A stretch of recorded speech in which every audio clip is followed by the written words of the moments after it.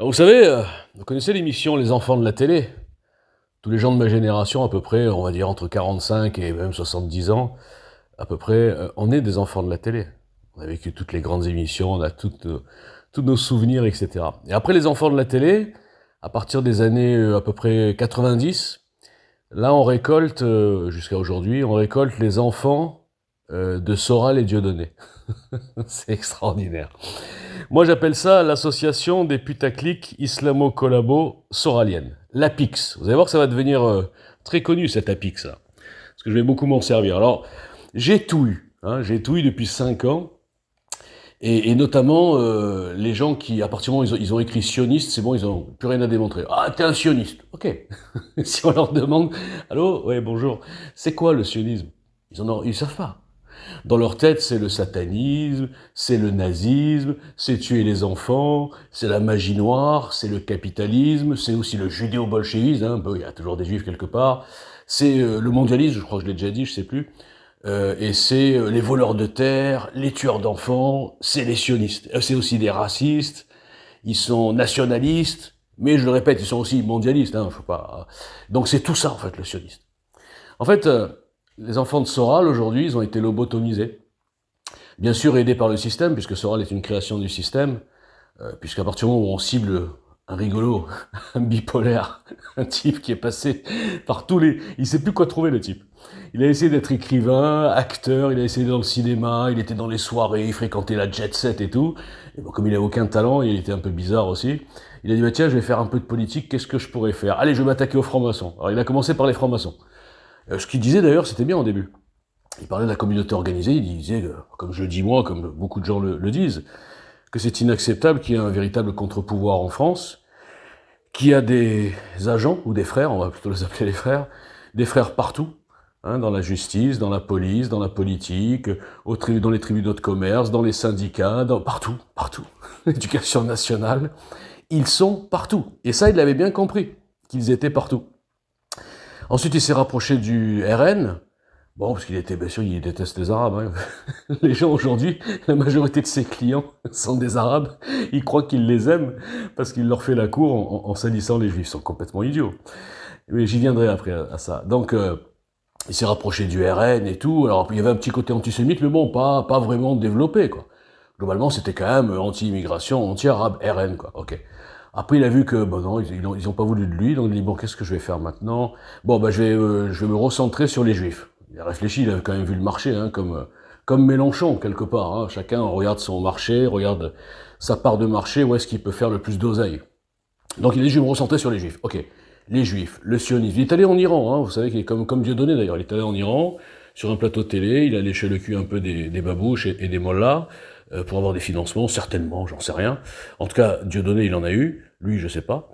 Et il a dit, voilà, on va cibler les Juifs. Donc on va cibler les Juifs, on va cibler Israël, et tout ce que j'ai dit au début, le sionisme, etc.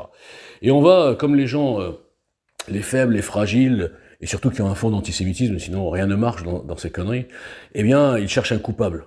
Donc si on leur dit, comme depuis 2000 ans, dans quasiment tous les pays, que le coupable, c'est le Juif, ça va marcher.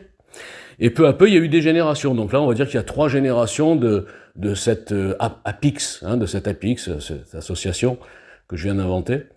Et ils sont partout. Eux aussi sont partout. Ils sont hyper majoritaires sur les réseaux. Et ils se chauffent entre eux. Et ils protègent toutes leurs petites starlettes. Tous ceux que j'attaque et que je ridiculise en 3 minutes, surtout depuis le 7 octobre, parce que là, tous, ils sont sortis des égouts. Il y en avait, on se doutait pas, qui faisaient partie de la PIX. Mais dès qu'il y a eu le 7 octobre, c'était tellement un sujet extraordinaire pour rameuter des clients. Par exemple, je parle de Divisio, pour ramener des nouveaux clients qu'ils n'avaient pas. Avec le vaccin, bon, il a eu des clients, mais pas spécialement des Arabes, ou pas spécialement des antisémites. Donc, il lui manquait une corde à son arc. Donc quand il s'est démasqué et qu'il a montré à quel point il était antisémite jusqu'au bout de sa colonne vertébrale, ou au bout de ses cheveux, j'allais dire, mais bon, là c'est malvenu, il est déchaîné. 25% de sa TL, c'est de monter la rage des musulmans contre les juifs, des chrétiens contre les juifs, et de tout le monde contre Israël. Bon, et bien sûr de défendre les Arabes, les victimes. Vous avez vu qu'en France, les musulmans, on va dire pas les arabes, mais globalement les musulmans sont des victimes. Vous savez qu'ils rasent les murs, ils cachent leur nom, ils veulent pas qu'on sache qu'ils sont musulmans, ils fuient certains quartiers parce qu'il y a trop de catholiques et il y a trop de juifs qui les harcèlent. Enfin voilà, donc c'est vraiment des victimes, c'est vrai. Je sens parler des attaques au couteau, ils sont quand même cibles tous les jours il y a des gens qui attaquent au couteau des musulmans.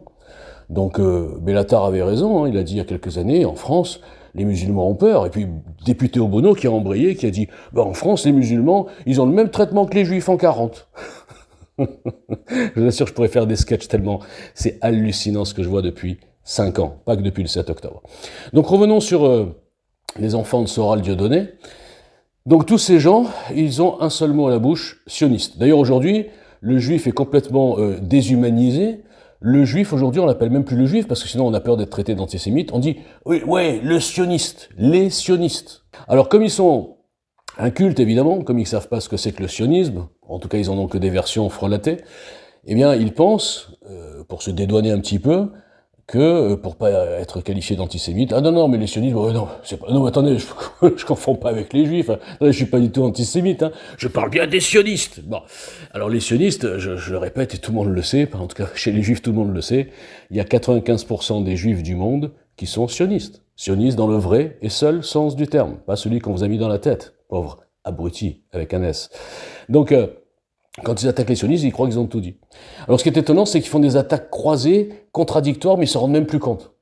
Alors ils vous disent par exemple, ouais, de toute façon, juif c'est pas un peuple, juif c'est qu'une religion. Ah ok, très bien. Si c'est pas un peuple, si c'est pas considéré comme une communauté homogène par tous les abrutis, parce que ça n'a rien d'homogène, les juifs ne sont pas homogènes du tout. Je pense que les juifs ils se disputent plus entre eux qu'avec des arabes ou des chrétiens.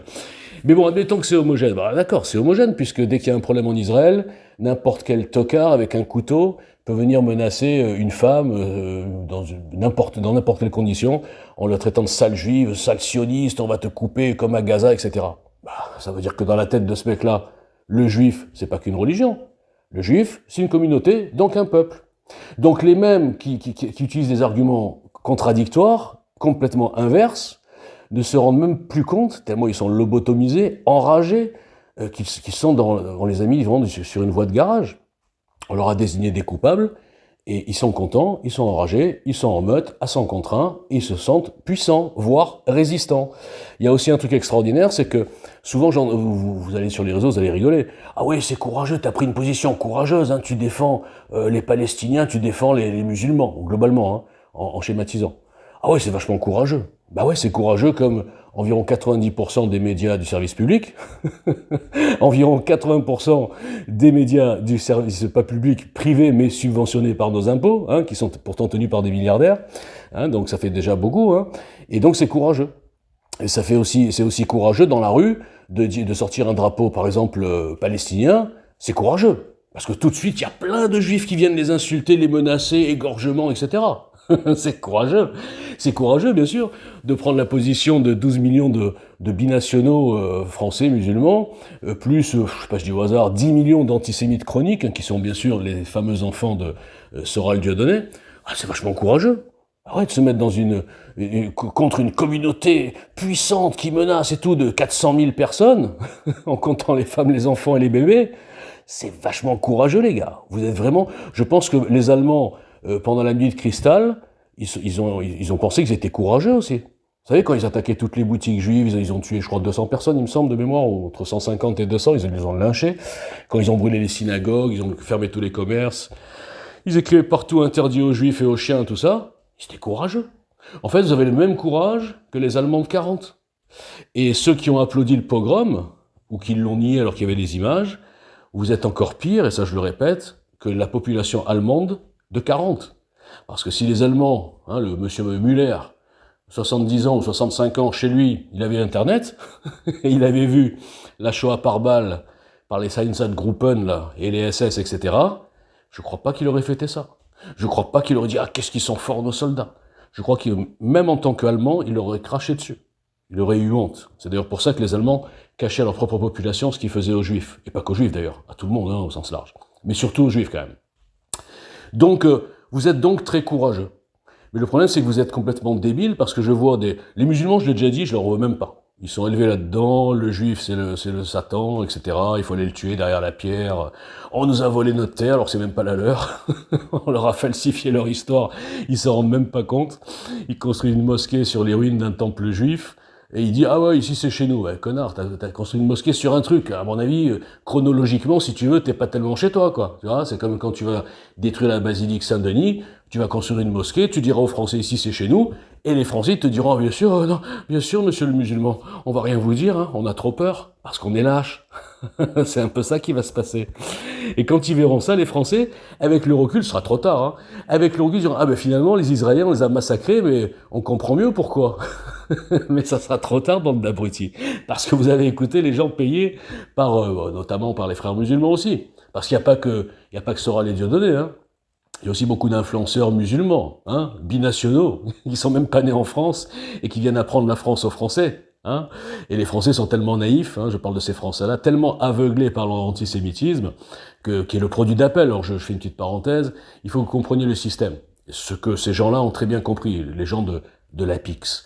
Ils ont bien compris que le produit d'appel, c'est quoi? C'est de mettre dans la tête que le système égale le juif, le mondialisme égale sionisme. Donc, les méchants, bien sûr, c'est les nazis, on va dire Israël, juste pour rigoler. Et donc, si je veux être un résistant, un dissident, un rebelle, quelqu'un qui veut sauver mon pays, mais attention, moi je me laisse pas faire, eh bien, je suis donc anti-mondialiste, comme moi. Donc, je suis anti-sioniste, pas comme moi, parce que moi je connais le sens des mots. Et je suis, puisque le système, on m'a dit que c'est les juifs, je suis antisémite. Et là, je suis donc un anti-système, anti-mondialiste, révolutionnaire, je suis un insoumis, hein, parce que c'est de la gauche, et je suis un nationaliste très méchant. Ça, c'est les cathos tradis, genre les nationalistes qui détestent les Arabes, sauf quand il y a des juifs en face. Par exemple, Benedetti.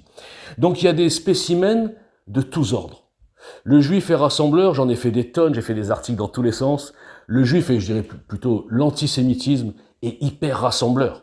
C'est un véritable outil politique. Là aussi, j'ai fait un article qui s'appelait Antisémitisme, outil politique. C'est le meilleur outil politique du monde. Parce que d'abord, il divise. Donc, quand nous avons aujourd'hui une autocratie qui cherche tous les sujets pour diviser les Français, hein, il y avait les vaccinés, les non-vaccinés, maintenant c'est Palestine ou Israël, alors qu'en fait, au fond, on devrait en avoir rien à foutre. En vérité, les gars, moi je m'appelle Boujna, d'accord? Vous savez que je défends Israël, parce qu'on est 1 contre 10. Voilà pourquoi je défends Israël. Mais au-delà de tout ça, on devrait s'en foutre complètement de ce conflit. Comme de plein de conflits dans le monde qu'il y a eu depuis 70 ans. On s'en fout. On a notre pays à sauver, mais ces gens-là, les rageux que j'ai en face de moi qui sont pas musulmans, qui pensent qu'ils sont français, ils sont plus enragés pour défendre un mensonge chronologique, théologique, psychologique, historique, archéologique, tous les hic de la Terre, hein, et pour défendre ce mensonge qui est en plus lancé par les mêmes, la même idéologie d'islam radical qui les tue ici, au Bataclan, tous les jours à coups de couteau, Allahu Akbar, mort aux mécréants, etc. Et ces gens-là qui se pensent français, eh bien, ils sont plus motivés pour salir Israël et se mettre dans la meute des antisémites de tous les styles que je viens de dire, que pour défendre leur pays et essayer de construire quelque chose pour sortir notre pays de cette putain de spirale mondialiste. Et je répète qu'il n'a rien à voir avec le sionisme. Quand vous comprendrez que la France est dans un étau entre les mondialistes wokistes de mes deux, les progressistes, tout ce que vous voulez, et l'islam, et que vous comprendrez que les juifs n'ont rien à faire là-dedans, Israël non plus, le Mossad non plus, et le CRIF non plus, ils n'en ont rien à foutre de tout ça, ils sont pas dans cette combine, au contraire, ils sont plutôt ciblés par cette combine, puisqu'on fait semblant de les protéger, alors qu'on leur met des cibles dans le dos, comme la loi Guesso par exemple. Quand vous comprendrez ça, bande d'abrutis, j'aime bien vous appeler comme ça, parce que depuis 5 ans, je peux me permettre, hein, je crois que je l'ai assez prouvé. Quand vous comprendrez la véritable manipulation, les 2 véritables plans mondialistes en cours, dont le numéro 1 instrumentalise le numéro 2, et les 2 ayant intérêt à cibler les juifs, Israël, sionisme, etc. Quand vous comprendrez ça, eh bien vous peut-être, ça m'étonnerait, hein, peut-être que vous comprendrez qu'est-ce que je fais depuis 5 ans. Peut-être que vous lirez mes articles. Peut-être que vous écouterez mes sketchs, là c'est un sketch que je vous fais. Peut-être que vous direz, mais ce mec-là, c'est quand même... maintenant on comprend pourquoi personne lui parle. On comprend pourquoi tous les médias boycottent JL alors que c'est le meilleur programme de France depuis 2017. On comprend pourquoi toutes les putaclics qui font les barbeaux, qui envoient tout le monde chier avec condescendance, contre lui, ils vont sous le tapis. Contre lui, ils le bloquent, ou ils le bloquent. Ils peuvent pas répondre contre moi. Donc peut-être qu'un jour vous comprendrez que je suis peut-être un peu dingo. J'assume parce que ma communication n'a rien à voir avec tous les hypocrites qui vous vendent quelque chose. Comme moi, je ne vends rien.